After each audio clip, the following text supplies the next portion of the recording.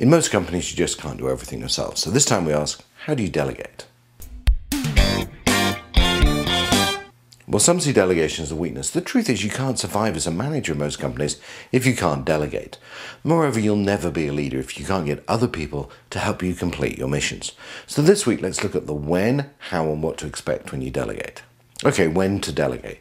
Now, look, there are many reasons to delegate, but here are the three that I think are most important. Time is number one. Sometimes you just don't have all the time to do the job, so you delegate them to other people.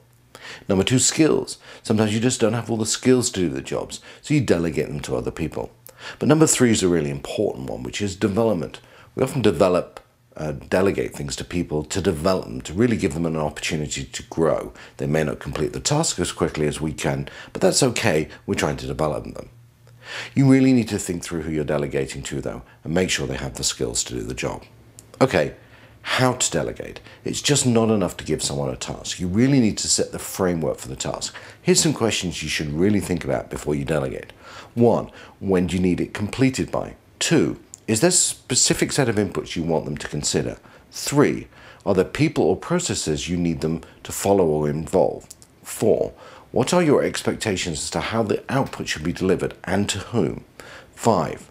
When you give them the authority to do the job, have you given them the whole authority to do the job, or just have you asked them to do the work? Look, sometimes you give them this information and sometimes you don't. Sometimes you don't know the information. But you've got to remember, if you don't answer these 5 questions and you get something completely different back, that's probably your problem, not theirs. Finally, the expectations of when you delegate. There's an old saying that says you can delegate authority, but responsibility remains with you. In other words, if that person screws up the job, in your boss's eyes, it was still your failure, not theirs. Of course, you need to give the success and give the awards to the people who did the work. You can't keep those for yourself as well. And finally, beware of cascading delegation.